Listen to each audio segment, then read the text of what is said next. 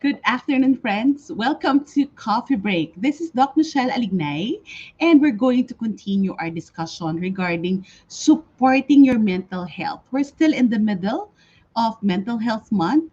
We celebrated World Mental Health Day last October 10, and in line with that, I would like us to keep talking about mental health, normalize these kinds of conversation, and be able to learn how can we really support ourselves. So if you know the topic that I am um, having this afternoon, it's supporting your mental health. We started this conversation the other day, last Tuesday. So ngayon, ipagpatuloy natin ang ating usapan regarding mental health.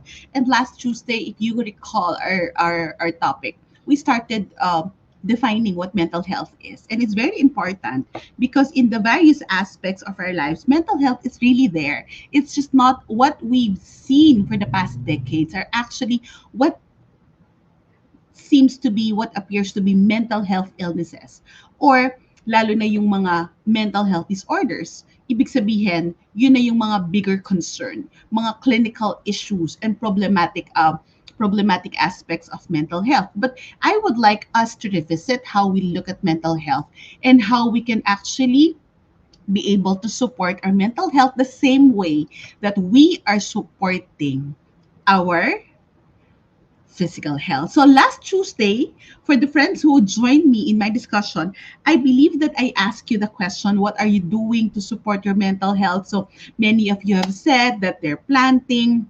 baking, doing a lot of self-care activities, and those are wonderful. So it will be nice for us to continue looking into why do we need to actually learn new ways of supporting our mental health, especially in this pandemic situation. Hindi ba?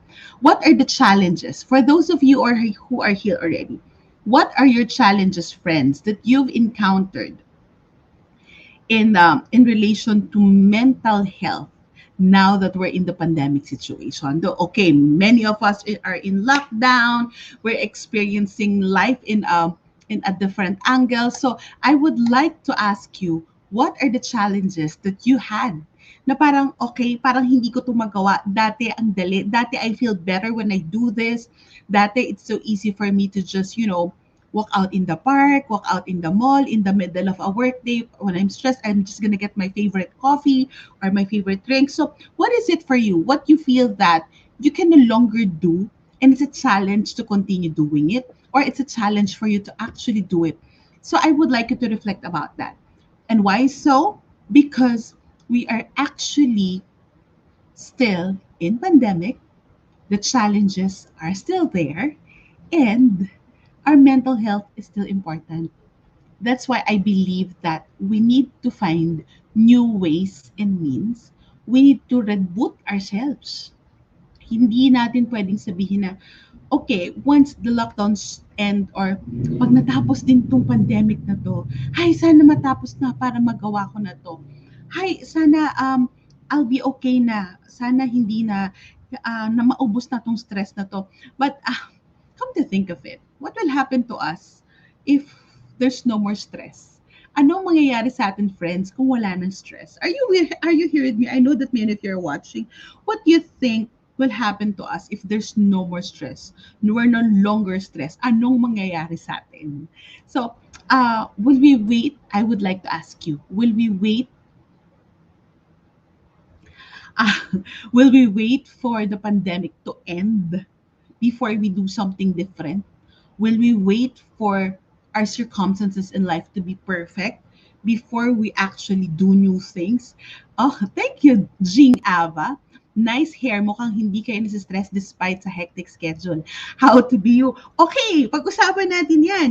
Kasi, nasa-stress ako. Maraming mga bagay na pwedeng ika-stress. Maraming mga bagay sa buhay.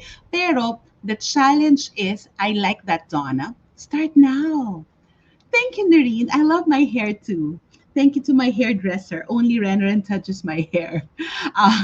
He's my hairdresser for the past decade. And he's doing my hair wonderfully. Kaya isa yan sa aking uh, management of my mental health. Get a really, really good haircut and a good hair color. Diba? Thank you. So, let's look at that. I like that, Donna. Start now. Yes, that's my challenge, friends. Hindi natin pwedeng intayin na, okay na, wala na yung pandemic. Ang favorite like ko talaga na example. Sorry friends, I will just going to converse with you. I would just chit chat with you regarding mental health. Of course, I prepared an outline, but it's nice na mag-usap-usap na lang muna tayo tungkol dito because it's really critical now. Look at it. Look at it this way. Will we just do, I heard of people, hindi ako makapunta sa gym. Wala yung masahista ko eh. Ayan, paborito ko naririnig yan. Hindi ako makatravel. So, hindi, nahihirapan ako. I'm so anxious kasi I cannot do what I'm used to doing. I cannot do what I need to do. Hindi ako makalabas. So, hindi ako pwedeng maging maayos. Hindi ko magawa to because the conditions that I have been wanting, the conditions that I am quote unquote used to, the conditions that has been working for me is actually not existent. So friends, that's why Donna, you said start now. Yes! Kasi actually, that's why we are at risk and our anxiety is high for many.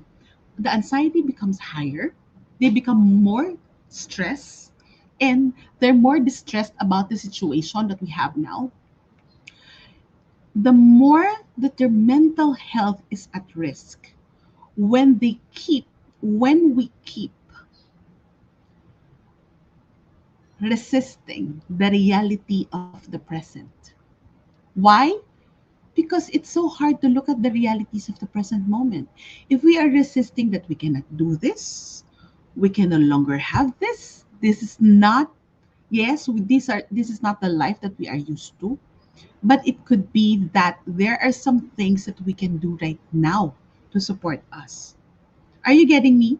Are you picking up what I'm saying? The more it poses a risk on our mental health if we try to control the things that are actually beyond our control, including all the situations outside us.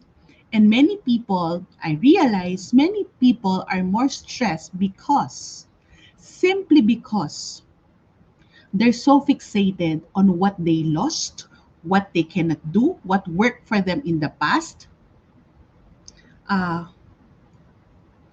and that is good. And but they find it hard to be at the present moment. So can you get what I'm saying here? So that's why they cannot focus on themselves. They cannot support what they need. So the more I mean that we're supposed to be just focused on this kind of stress, but we're focused more on the other kind of stress. We're adding up to the stress that we have. And the more that we collect them all, friends, ang stress hindi yan kinokolekta. Hindi yan collectibles, okay? The more we collect them all, the more we try to sweep, akin na lang yung stress na yan, kukunin ko yan, hindi naman atin lahat. The more it becomes risk to our well-being. The more that we turn to overthinking, the more we get flooded by anxiety, the more that we feel very lonely, the more that we fall into depression. So we need to really look at how we are doing life and checking our realities. Friends, are you here? Are you listening to what I'm saying? Oh, someone's here. Marian Kim. Hi, Doc from Korea. One of your students before? Yes, I believe that you are MC, one of my first batches in MC, right? I hope that you're doing well. Okay. Gusto ko itong basahin no rin. Isa sa mga nakaka-stress sa akin was during the time nagka-COVID, mga in-laws, and you can't visit them. Mapapaisip na hindi ko nakikita. Yeah, you have no control. What helped me was to completely surrender to God, maximize video call, pray with them, at ipasa na lang kay Lord. True! And you see, that's what I'm saying here. Is that, yes, I know it. You're one of my first students in the college. I hope that you're doing well and you're at the peak of your mental health. So, friends, I would like us to reflect. So, there are actually challenges. The pandemic has challenged our mental health because the things that we are used to, we have been wired, the patterns in our head that we are used to doing, we cannot actually apply it now. Can you make sense with what I'm saying? Can you just recall that one thing na hirap kayong tanggapin ngayong pandemya? I know that for you guys, you're more than 40 who are watching live right now. You can think of something, and I would like to see that in the comment.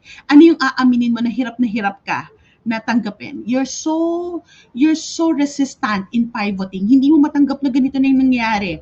So it's hard for you. What do you think that you've lost, or you think you've lost but actually hindi naman, but actually stressed you because of this pandemic? Can you put that?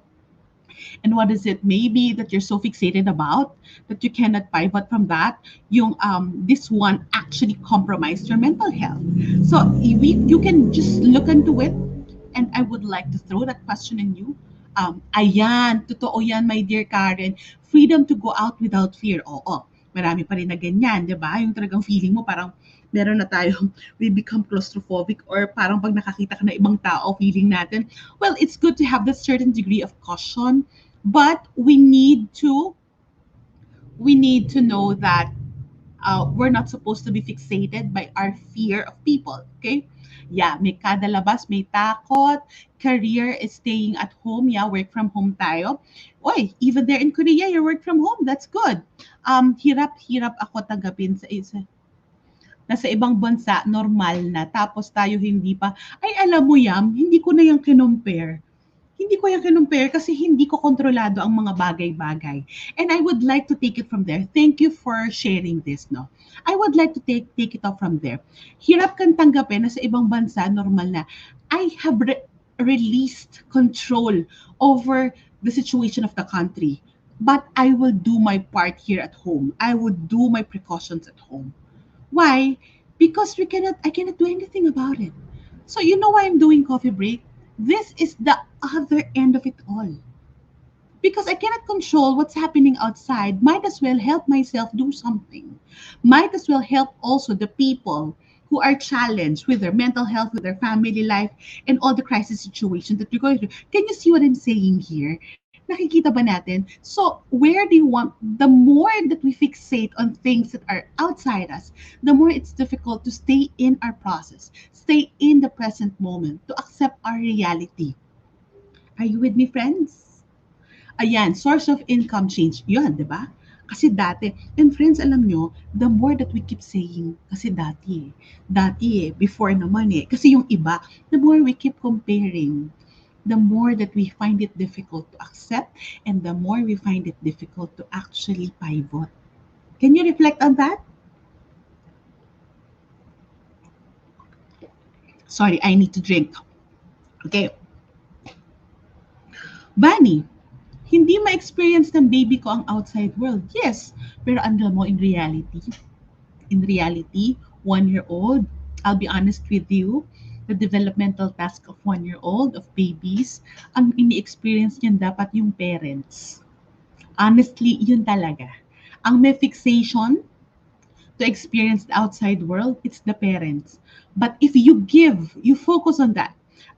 This is an opportunity to give, to bond, to build the confidence of my child that I am just here for them.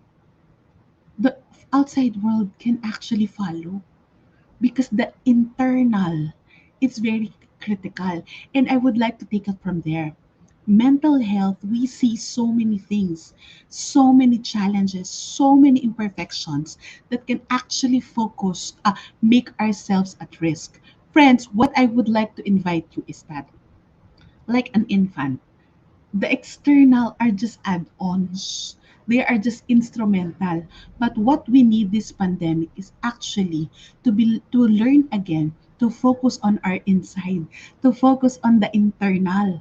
That's why if we know how to take care of the internal, whether we get into a lot of stress, whether too many difficulties happens to us, or even if there's so many things that we need to take care of, if the internal is supported, if the internal is healthy, it's easy for us to navigate the this difficult situation. Are you with me, friends? So I would like to ask you, check your internal. Can you say that with me? Can you put that in the chat? Check my internal. So, 'di ba? Sis, the one with the baby, what I'm saying here, it's actually what I teach. this is actually developmental. Ang importante sa baby is the parents. It's the significant caregiver. And yeah, we need to check the internal. We need to check kumusta yung physical activity ko. Kumusta yung intellectual or mental needs ko. Kumusta yung emotional needs ko? I like what you're saying, Leia. Pag may time na malungkot ako, iniiyak ko na lang para mailabas ko. Kesa I hold na masakit sa dibdib, iipunin pa ang lungkot, correct. Sasakit pa yung dibdib mo, sasakit pa yung ulo mo. Alam niyo, sometimes that's the hardest thing to do. Like in this pandemic, I've heard a lot of people say that I need to show my kids that I am strong. I cannot show them that I'm crying. I cannot be weak. No, we can be weak. We can cry. But what we just need to do is to learn to manage things properly. Um, I would just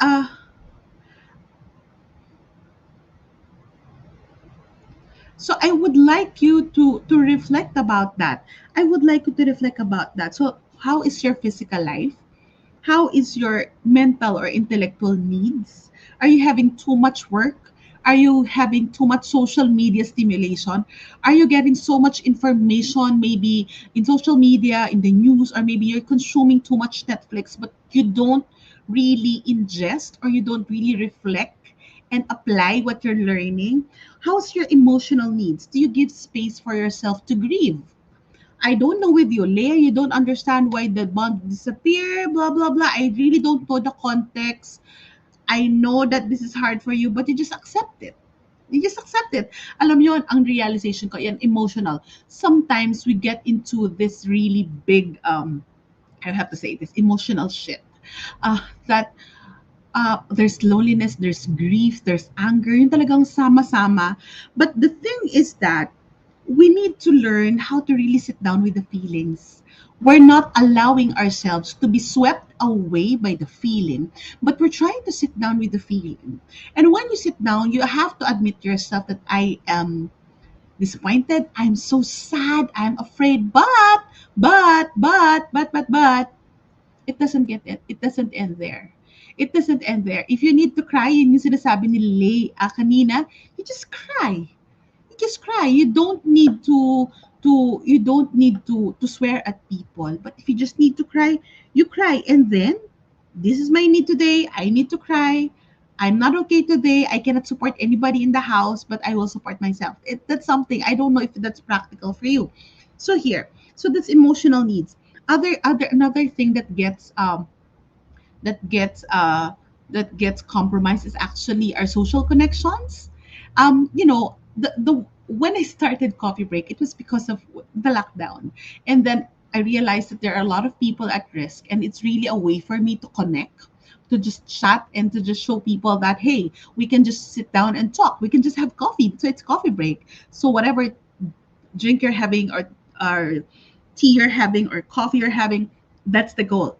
So here, because we lost social connection, we lost that lunchtime with friends, meet out after work, coffee time that we're just going to laugh out. Yes, kaya ngayon, di ba, nasanay na tayong magharutan with in at the chat, or yes, social connection is very important. It can actually be because of the isolation that we have, and also we realize that there are just some people that are not really, we're not deeply connected to some people. Yung akala natin na parang konektado tayo, hindi pala talaga tayo close. I don't know if you can relate to that. So, and another area that we need to check, our spiritual life. Friends, I'm not kidding, but actually, our faith and spiritual life is very critical. It's very critical. Many studies on mental health have seen that a person who have expression of spirituality, oh, it's just not about religion. It's just not about religious practices. But spirituality is knowing that we are part of a bigger picture and we're accountable to someone bigger than us, and that is God. And it shows that we, because we know how to surrender. Alam niyo yung dasal lang talaga, 'di ba? May mga bagay na hindi natin kayang gawin. I would take it off from what Sis Noreen said. Noreen, are you still here? 'Di ba yung sabi mo kanina, pray with them, and then ipasa na lang kay Lord. That gives us peace. Yes! And that is thoughtful surrender. Many people, kaya parang, wow, actually, trust and surrender lang. Yes, I believe that sis, who's this, Dorilyn. And I would like to really make you reflect that supporting our mental health, no matter what we say na parang, ano ba yung mental health na yun? Actually, all the all the things that we need to do are within our fingertips. Hindi natin ang kailangan ng bagong magic. Maybe you can just look and check the circumstances of your life.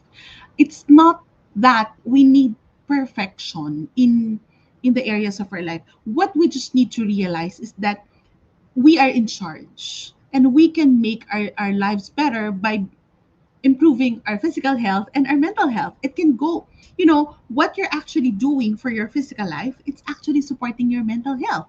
And because what the World Health Organization said, there's no health without mental health. That's so true.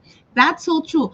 And if we learn how to take care of our physical health, do you know that it's actually connected also to how our mental health may be because of the hormones, but it has to be two-way. Hindi lang pwedeng physical health. It can affect, but it's just not focused on the physical. So we need to do both ways. So, we'll go back to practical tips. You need to move. Friends, kahit anong sabihin natin na parang, hindi na ako makapag-walking, hindi na ako makapag-gym, or wala talaga, hindi talaga ako mahilig mag-move, or hindi talaga ako mahilig mag-workout or exercise. Ako rin, I don't like, I realize I don't like gyms, but I like to move. So when I found the movement that is for me, and then I embraced it. And then, mind you, my exercise, I make sure that 30 minutes a day, I have that. I do my yoga class.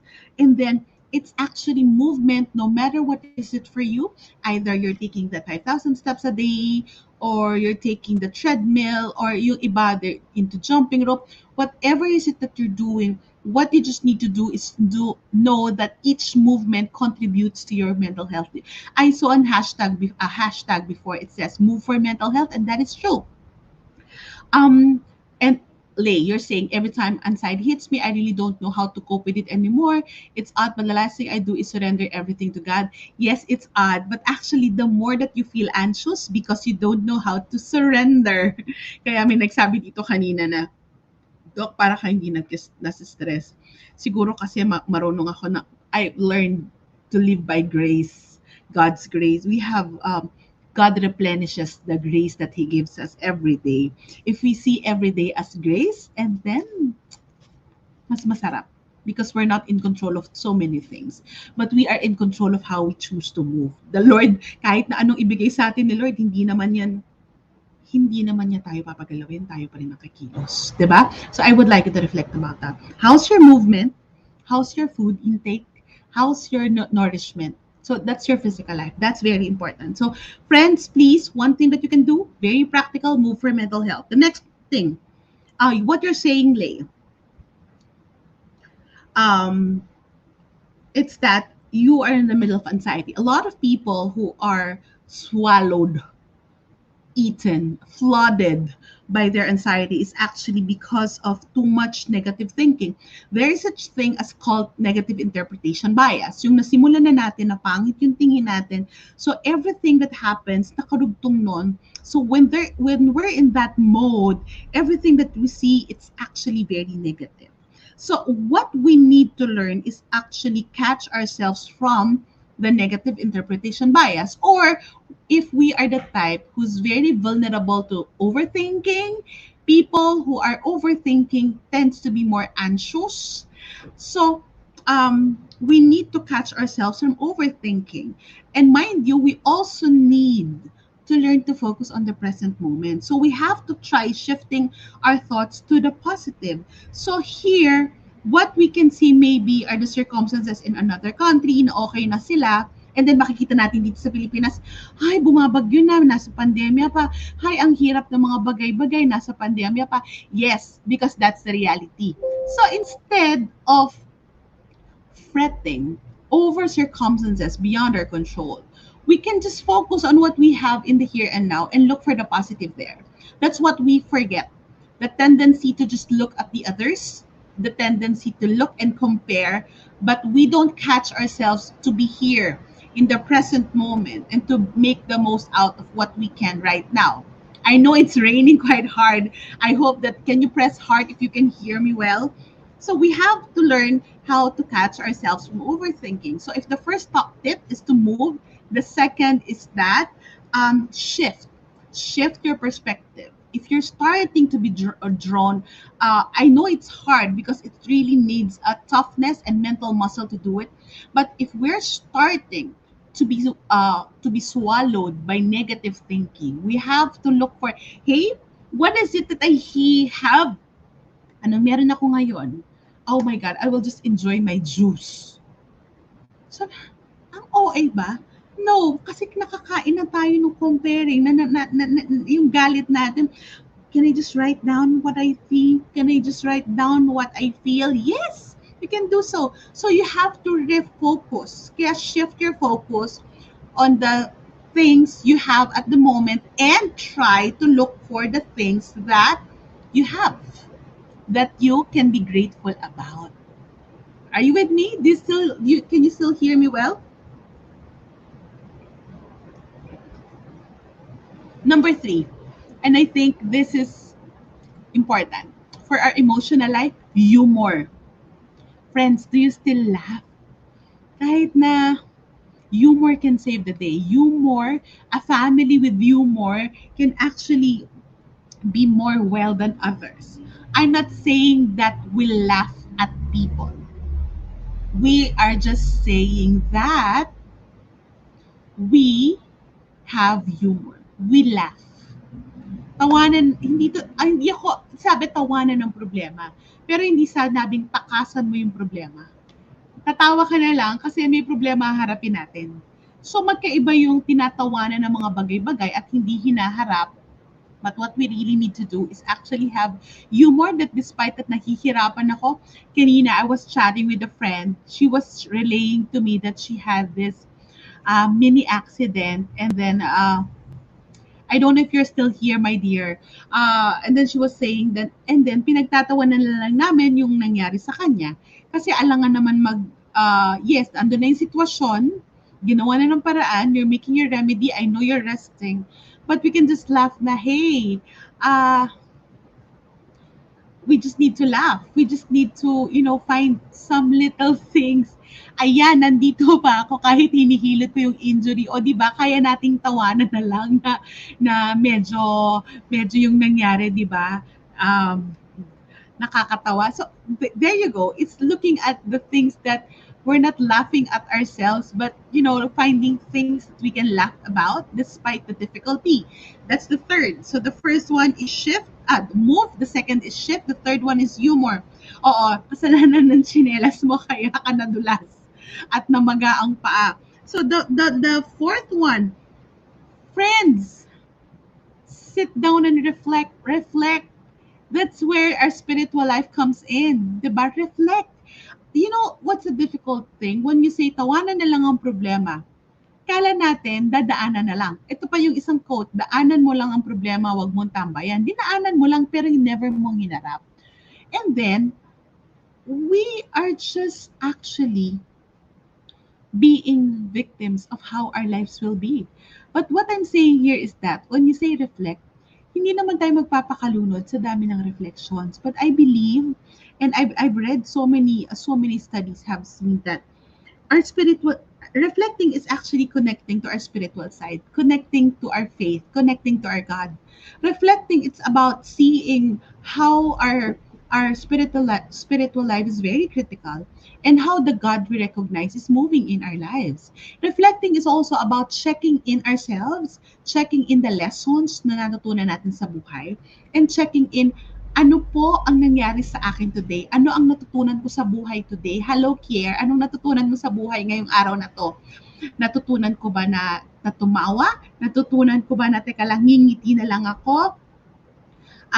Di ba? Tamang daanan mo lang, wag mong tambayan, pero kailangan harapin mo. yung dadaanan mo, kailangan tingnan mo, ano ang lesson? Ano ang mga bagay na matututunan ko dito? Yung iba kasi dinadaanan lang, hindi tinitingnan. So here, reflecting for me is sinusuri. Suriin natin, tingnan natin ano yung pwede nating matutunan because those lessons are very critical for us to grow. So friends, reflecting is actually connecting ourselves to our God. That reflecting is actually developing, enriching our spiritual side, our faith life. So, whatever religion we have, kung ano man religion natin, it's actually having that moment of prayer, moment of reflection, muni-muni, at tinitingnan natin, ay Lord, salamat, gumalaw ka sa buhay ko ngayong araw na to. So, friends, I would like to ask you, gumalaw ba si Lord sa buhay nyo ngayon? Kahit sa maliit na bagay, please share with me how. And you know, it's nice to recognize the blessings and it's hard, nice, good to recognize and thank God for all the things that we have. Okay, sabihin mo kay Mama Ren, salamat sa hair ko, okay? At napakaganda ng hair ko today. So here, and numbers, so my first one is move, the second is shift thinking, the third is humor, and the fourth is reflect on our spiritual life, and the the fifth one, connect socially. It's very important, di ba? Coffee break is a way for me to connect socially with you. It's actually not just blessing you, it's blessing me also. May kausap ako ngayong hapon. So there you go. Thank you. Through this coffee day, thank you, Noreen. So this is actually a way for us to connect because social connection is very critical. Ito lang, friends. Hindi lahat ng barkada mo ay kasama mo sa hirap at ginhawa ngayong pandemya. Tama ba? So, kailangan matuto tayo na piliin at suriin din yung mga taong makakasalamuha at mga taong pagkakatiwalaan. Kasi may mga taong magdadasal para sa'yo, may mga taong makikinig para sa'yo, at may mga tao naman na pwede kang maging ikaw. You can just, you know, if you're going through some difficult times, you can just be yourselves and then they are your real friends. And then you will hear a good spanking. You can get a good spanking from them, but you will hear the best support from them. You don't not all your friends in Facebook are your real friends. So make sure that you connect with the right people. And even if some of you, even if we don't know each other personally, we have a connection. And I hope that that is something that I am supporting you with. So if you cannot support me because of that, you can just pray for my missions, pray for the work that I do so I can continue doing this. That's how you repay me. That's how you support me with the support that I'm giving you. You pray for me, you support Coffee Break through stars, and actually you can actually also support people with what you learn. Okay, so that's the sixth, social connection. uh, and then the last, the seventh. Tama ba? First is move, second is shift thinking, third is humor, fourth is reflect on your spiritual life, fourth and fifth is social connection, and fourth, recreate. Recreate, ano ibig sabihin? Well, let's go back to our hobbies. Hindi yung hobby na asawa, hindi yung HUBBY. Hobbies, yung hobbies natin nung maliliit tayo, di ba? In our slum book, meron tayong hobbies. Do you know that? Ano ang paborito mong hobby nung bata ka? Ngayon, it's good for us to revisit. Let's revisit kung ano yung mga bagay na we can recreate. Why? Having a recreation that is not related to work can actually support our mental health because our creative side will actually be very, very, we can stimulate our creative side. Also, we can increase mindfulness and we can actually have that feeling of self-fulfillment. Because of that, alam nyo friends, ang itukwento ko sa inyo, I have one of my best mental health support is finding hobbies this pandemic. So ano yung mga naging hobbies at natutunan ko ngayong pandemic? I've learned to make balms and candles. Before I know already, 2018, I took classes on cold process soap making, and so I'm doing that already. So ngayong pandemic, since last year, gawa ako ng gawa. That's really my way to refocus, to spend my creative energy. Nag-iisip ako. Oh, thank you sis, thank you sis. The non's inner voice, thank you sister. Another one, I've learned also to be a plantita. Kayo marami diyan yung plantita. Ako rin, sobra akala ko dati hanggang ZZ plant lang yung kaya kong patubuin. Hindi pala, mas marami pala. Kaya ko nang magpatubo ng maraming prayer plant at nabubuhay ko sila. So, there you go. What I mean here is that we find ourselves again. So, yung sa mga nagkasabi na doc stress ka, yes. Pero meron akong ibang buhay other than work. I don't put all my eggs in one basket. At isang ine-explore ko pa na hobby is that yung watercolor painting, ngayon ko lang siya natututunan. Dati I am resistant with watercolor. Siguro kasi pangit yung mga watercolor dati nung bata ako. Pero ngayon na-discover ko, ang sarap pala. There's no perfection with that I'm doing, but salamat sa Pinterest and some teachers that I follow online, but I was able to do it, start doing it. Walang basagan ng trip. It's just mine and mine alone. It's my time for myself. And what I'm saying here. And because of that, the funny thing is because of the soap, yes, journal writing. Friends, ano ang hobby nyo? Ako, as I said, the soap making and soap balms and candles making. And because of that, nagkaroon ako ng little business, the self-care maker in Instagram. And then another thing is that, of course, the plants and then the watercolor. And then, I also love calligraphy, and I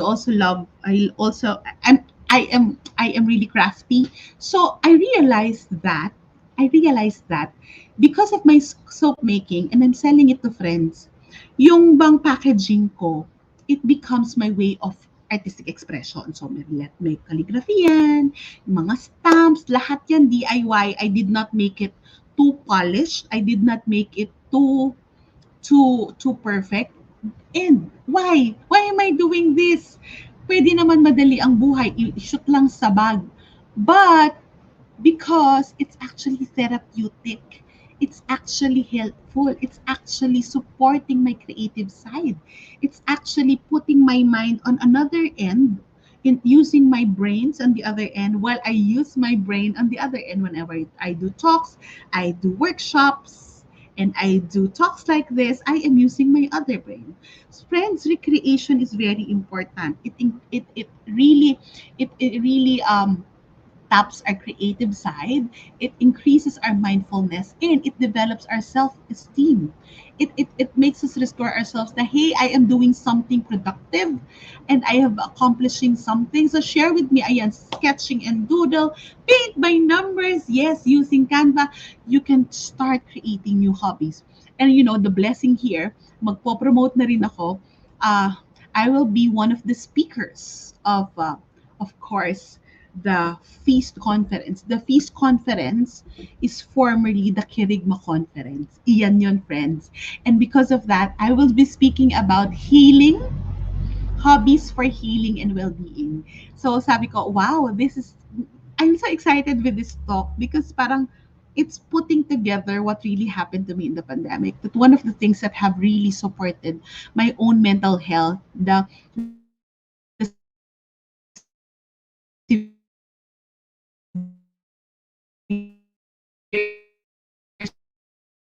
stress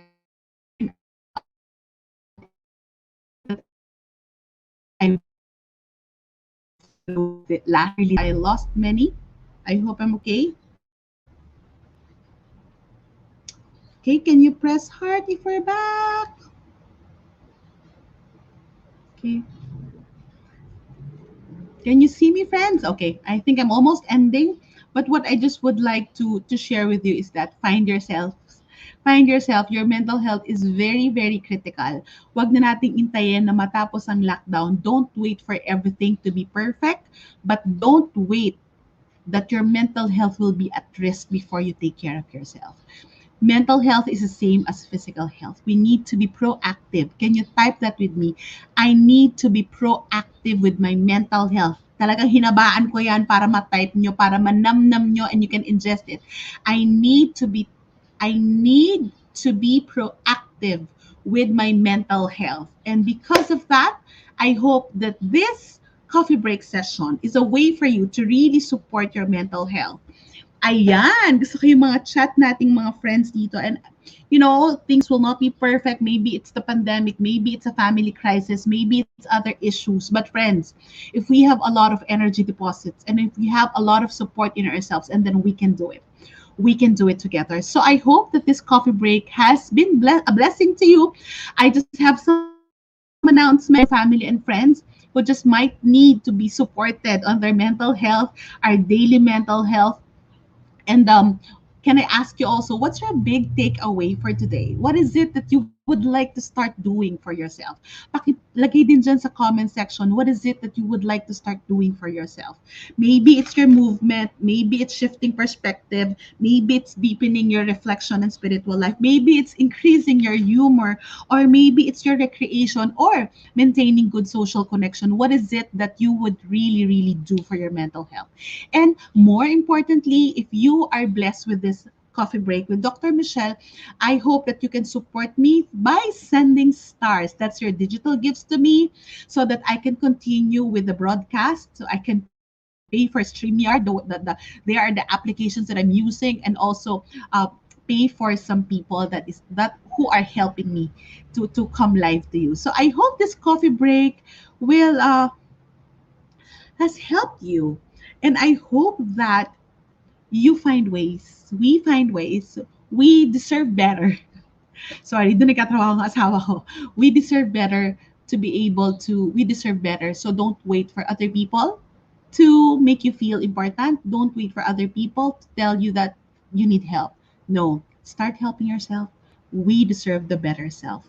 I like saying this. We are stewards of God's creation. So we take care of the person God made us to be. Amen? I hope that Coffee Break has blessed you today. Happy World Mental Health Week, and I hope that you are at the peak of mental health. God bless you. Thank you, and see you again next week for Coffee Break with Dr. Michelle.